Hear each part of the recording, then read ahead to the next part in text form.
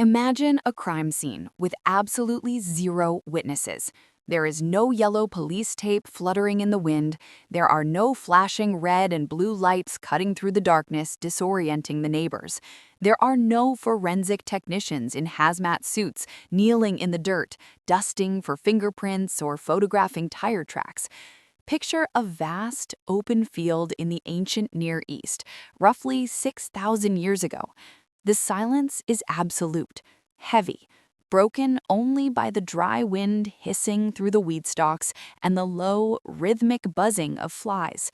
The sun is setting, casting long, distorted shadows across the broken earth. In the dirt, there is a stain. It is dark, iron-rich, and terrifyingly new to the world. Lying next to it is a body.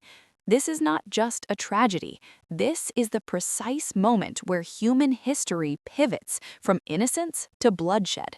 Before this moment, death was an abstract concept, a philosophical consequence of eating a forbidden fruit, or the eventual natural result of old age. But this is different. This is the first time a human hand has deliberately, violently, and permanently extinguished the life of another human being.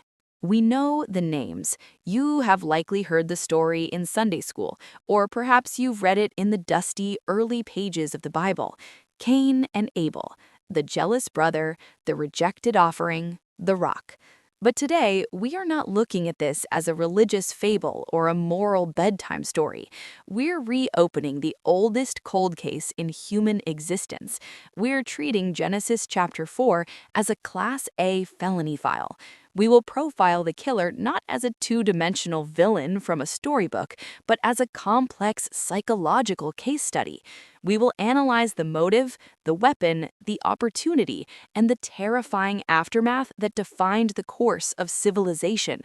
We will discover that this story isn't just about ancient history. It is about the darkness that lives inside every single one of us. Welcome to Biblical True Crime. If you are ready to uncover the dark, unfiltered truths hidden in history's most famous stories, make sure to subscribe to the channel right now. We are building a community of investigators here, and we are going deep into the files that others are afraid to open. Click that subscribe button and turn on notifications, because the evidence we are about to dig up changes everything you thought you knew about the first murder. To understand the crime, we must first build a comprehensive profile of the suspects. In any homicide investigation, the background of the perpetrator is the key to understanding the escalation of violence. The text introduces us to two brothers, but they are not just siblings. They represent two completely different ways of existing in the world, two colliding economies, and two opposing psychologies. First, there is the suspect, Cain. He is the firstborn. In the ancient world, being the firstborn was everything. It meant you carried the weight of the family name, the inheritance, and the legacy. His name in Hebrew, Cain, is derived from a verb meaning to acquire, to possess, or to create. Even his name suggests ownership. Cain is described as a tiller of the ground. He is a farmer. Psychologically, a farmer is someone who seeks control. To farm, you must dominate the chaos of nature. You clear the land, you remove the rocks, you plant the seeds in rows, you build fences, and you force the earth to produce sustenance through your own sweat and engineering. It requires strength, long-term planning, and a deep sense of entitlement to the harvest. If you work the land, you feel the land owes you a crop. This creates a personality type that values transaction. Input equals output. Then there is the victim, Abel, the second-born. His name in Hebrew is Hevel. This is crucial for our profile. Hevel means breath, or more accurately, vapor, mist. It describes something that is here for a fleeting second and then vanishes into thin air. It is a haunting foreshadowing of his fate. Abel is described as a keeper of sheep. He is a nomad. A shepherd does not own the land in the same way a farmer does. He moves across it. He lives in harmony with the seasons, guiding his flock to where the grass is green. He is an observer, a protector, someone who has to trust that the grass will be there tomorrow. Historians and anthropologists look at this dynamic and see the ancient conflict between hunter-gatherers and the agricultural revolution. But forensically, we see a clash of personalities. Cain is the achiever, the hard worker, the one who believes his effort dictates his worth. Abel is the one who trusts. But there's a deeper layer here. These two men were the first generation outside of paradise. They grew up hearing the stories of a garden they could never enter, listening to the regrets of their parents, Adam and Eve. Imagine the psychological pressure on Cain. He was the first hope. Eve's exclamation at his birth suggests she thought he might be the one to fix everything, the seed promised to crush the serpent. He had to be the one to restore order. He had to be the one to succeed. And Abel was just the vapor, the afterthought, or so Cain thought. Every murder has a trigger event, a moment where the pressure becomes too much and the dam breaks. In this case, the trigger was a religious ritual, the offering. The text tells us that in the course of time, Cain brought some of the fruits of the soil as an offering to the Lord, and Abel also brought in offering fat portions from some of the firstborn of his flock. This is the moment where the motive begins to crystallize. Notice the forensic details in the text. Abel brought the firstborn and the fat portions. In the sacrificial system, the fat was considered the best, the most energy-rich part of the animal. Abel gave the very best he had. He sacrificed his wealth. Cain, on the other hand, brought some fruits. The text does not say he brought the first fruits or the best of the harvest. It implies a casualness. It implies he was checking a box. God looks with favor on Abel and his offering, but on Cain and his offering he does not look with favor. Why? Was God angry at agriculture? No. The profile suggests the issue wasn't the material, it was the intent. Cain was treating this relationship as a transaction. I give you this fruit, you give me a blessing. It was a business deal. Abel was performing an act of worship and surrender. When Cain is rejected, his reaction is the first major red flag in our psychological profile. He doesn't feel sadness. He doesn't ask what he did wrong. He doesn't try to improve. He feels rage. The text says his face was downcast, burning with humiliation. Psychologists call this a narcissistic injury. When a person with a high need for control and validation is publicly rejected, especially in favor of someone they consider inferior, the ego fractures. Cain looked at Abel and didn't see a brother. He saw a mirror reflecting his own inadequacy. He saw the person who stole the approval he believed he was entitled to. What would you do if your best effort was ignored, while the person next to you who seemed to breeze through life got the promotion, the praise, the glory? Would you look inward, or would you look for a target? This is where the story shifts from a religious dispute to a pre-crime intervention. God actually speaks to Cain. This is the interrogation before the crime. God asks, "Why are you angry? If you do what is right, will you not be accepted? But if you do not do what is right, sin is crouching at your door. It desires to have you, but you must rule over it." This is one of the most chilling lines in all of ancient literature. Sin is crouching at your door. The Hebrew word used here depicts a predatory animal, like a lion or a wolf, lying in wait, tensing its muscles, ready to pounce. God is giving Cain a psychological warning. He is telling him that his anger is not just an emotion, it is a living, breathing entity that wants to consume him. It is a warning about loss of control. A rational man would listen. A rational man would realize he is in danger and step back. But Cain is no longer rational. He is fixated. He is obsessing. The predator is already inside the house. Now we move to the crime scene itself. The timeline is vague, but the intent is clear. Verse 8 contains the moment of no return. Cain said to his brother Abel, "Let's go out to the field." If you are looking for evidence of premeditation, this is it. This was not a sudden argument in the family tent. This was a calculated move. Cain isolated the victim. He took Abel away from the safety of their parents, away from the sanctuary of the camp, and lured him into the field. The field is Cain's domain. It is the land he works. It is where he feels strong and dominant. He brought the shepherd into the farmer's kill box. Once they're there, isolated by the tall crops and the distance, the attack happens. The Bible is sparse on the gory details, simply stating that Cain attacked his brother Abel and killed him. But let's reconstruct the scene based on the reality of the era. They didn't have firearms. They didn't have refined steel swords. This murder was intimate, brutal, and physically exhausting.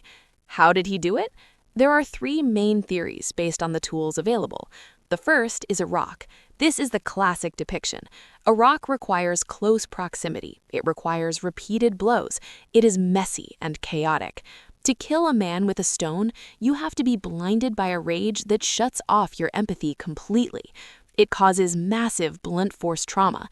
The forensic evidence left behind would be a shattered skull and defensive wounds on Abel's forearms as he tried to block the strikes. The second possibility is a farming tool, a sickle made of flint teeth set into an animal jawbone. This would be a quick, slashing death, turning a tool of harvest into a weapon of war. The third possibility is strangulation. This is the most personal method of all. To choke the life out of your own brother, to feel his struggle end and his weight go slack, requires a level of coldness that is terrifying to imagine. Whatever the method, the psychology is what matters. This is a classic case of displaced aggression. Cain was angry at God for rejecting him, but he couldn't kill God. God is untouchable, invisible, omnipotent. So Cain killed the thing God loved. He killed the image of God's favor. He destroyed the mirror that showed him his own failure. Imagine the physical reality of that moment, the adrenaline dump, the sound of heavy breathing, the sickening thud of the final blow, and then the silence. The bird song stops. The wind seems to hold its breath. Cain stands over the body, chest heaving, the red mist of rage slowly fading, replaced by the cold, gray reality of what he's done. The first corpse in history lies at his feet.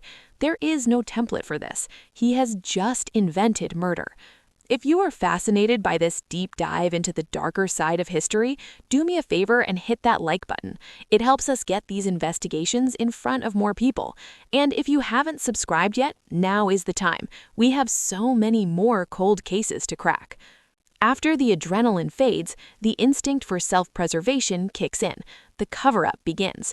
Cain likely tried to hide the body. He's a farmer. He knows how to dig. He probably tried to bury Abel in the very earth he cultivated, thinking that the soil would keep his secret. But dirt can cover a body. It cannot cover a crime. This brings us to the second interrogation, and this one is post-crime. Cain asks Cain, "Where is your brother Abel?"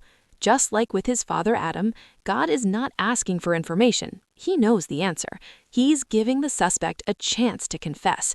He's offering a moment of grace, a chance to show remorse. And this is where Cain reveals his true nature as a sociopath. He lies. And he doesn't just lie. He lies with sarcasm. He says, "I do not know. Am I my brother's keeper?" The irony is breathtaking. He is standing before the creator of the universe with his brother's blood on his hands, and he deflects with a rhetorical question. Am I my brother's keeper? The irony is that culturally, yes, as the older brother, he was his keeper. He was supposed to be the protector. He's deflecting responsibility, a classic tactic we see in interrogation rooms today. The suspect tries to control the narrative, acting annoyed that they are even being questioned. But the evidence is overwhelming. God's response shreds Cain's defense. He says, "What have you done? Listen, your brother's blood cries out to me from the ground." In forensic terms, this is a powerful metaphor, but in the Hebrew text, the word used for blood is actually plural, bloods. Your brother's bloods are crying out. Many ancient scholars and rabbis interpret this to mean that Cain didn't just kill Abel. He killed all the children Abel would have had, and all the grandchildren, and all the generations that would have come from him. He wiped out an entire timeline of humanity. The murder of one man is the murder of a world. The blood crying from the ground is the first forensic evidence. It establishes that the earth itself is a witness. The very ground Cain loved and worshipped has now turned to testify against him. The sentencing is swift and fitting. Cain, whose identity was wrapped up in being a farmer, is cursed from the ground. God tells him, "When you work the ground, it will no longer yield its crops for you. You will be a restless wanderer on the earth." This is the ultimate punishment for a man like Cain. He is stripped of his profession, his passion, and his stability. The earth, which drank his brother's blood, now refuses to feed him. He is forced into the one lifestyle he despised. He is forced to become a nomad, like Abel, but without the flock and without the blessing. He has lost everything. And yet, even in the sentencing, Cain is self-absorbed. He cries out, "My punishment is more than I can bear. Today you are driving me from the land, and I will be hidden from your presence. I will be a restless wanderer on the earth, and whoever finds me will kill me." Note that he doesn't say, "I am sorry I killed my brother." He says, "I am sorry that I am going to suffer." He's afraid of vigilante justice. He's afraid that other relatives, perhaps future children of Adam and Eve, will hunt him down for revenge. So God does something unexpected. He puts a mark on Cain, the famous mark of Cain. Pop culture often misinterprets this as a curse, a scarlet letter of shame. But forensically and textually, the mark was a form of protection. It was a divine warning sign to anyone else. Do not touch this man. Judgment belongs to God alone. Now, let's dig deeper into the files. While the standard narrative is straightforward, historical and apocryphal investigations offer us alternative theories about the motive that are far more disturbing. When we treat this like a cold case, we have to look at all the leads, even the ones that history tried to bury. One of the most compelling alternative theories found in ancient Midrashic texts and the pseudepigrapha suggests that the conflict wasn't just about fruit and sheep, it was a crime of passion involving a third party. Some ancient traditions claim that Cain and Abel were born with twin sisters who were destined to be their wives to populate the earth. The theory posits that Cain's designated wife was not as beautiful or desirable as Abel's, or perhaps that Cain desired Abel's wife for himself. In this scenario, the religious offering was just a proxy war. The tension had been building for years, fueled by sexual jealousy and possessiveness. When God accepted Abel's offering, it wasn't just a religious rejection for Cain. It was the final confirmation that Abel was the chosen one in every aspect of life, spiritual, material, and romantic. If this theory holds weight, it changes the profile of the murder from a sudden religious snap to a calculated elimination of a romantic rival. It makes Cain not just a jealous brother, but a predator, clearing the board to take what he wants. Another fascinating, albeit darker theory revolves around the concept of ritual sacrifice gone wrong. We have to remember that Cain and Abel had no Bible, they had no written laws, they only had what they observed. They likely watched their father, Adam, sacrifice animals to God to cover their nakedness, skins provided by God in the garden. Some forensic theologians suggest that Cain, in his twisted logic, might have believed that God demanded the ultimate sacrifice. If an animal was good, wouldn't a human be better? This theory, sometimes called the hyper-pious motive, suggests that Cain wasn't trying to defy God, but was trying to impress him with a sacrifice of immense magnitude. He killed Abel on the altar. In this twisted version of events, the murder wasn't an act of hate, it was a psychotic act of devotion. He thought he was giving God the thing he loved most, his brother. When God reacted with horror instead of approval, Cain's mind shattered.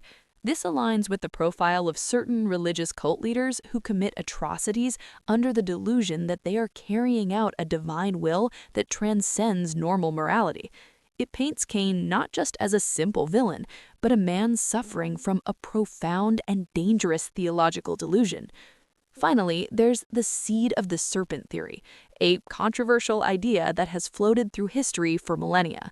This theory argues that Cain wasn't biologically Adam's son, but rather the offspring of the serpent from the garden, a corruption of the human bloodline from the very beginning.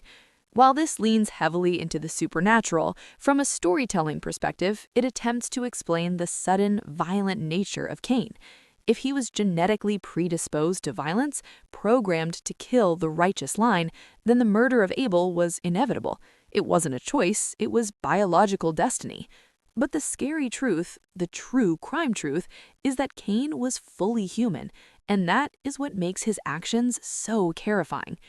Bringing this investigation into the 21st century, the story of Cain and Abel is not an isolated incident.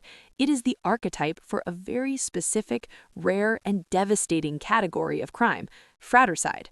Statistically, siblings killing siblings accounts for a very small percentage of homicides, but when they happen, the psychological profile matches Cain's almost perfectly. We don't have to look far to see the echoes of Genesis chapter 4 in modern headlines. Consider the case of the Menendez brothers, Lyle and Eric. In 1989, they brutally murdered their parents, Jose and Ketty Menendez, in their Beverly Hills mansion. While this was parricide, killing of parents, the dynamic between the brothers and the father figure mirrors the tension in the Cain narrative. You have a powerful, dominating father figure, Jose/God, who holds all the resources and approval. You have sons who are desperate to maintain their status and inheritance. The prosecution argued that the brothers killed not out of fear, but out of greed and a sense of narcissistic entitlement.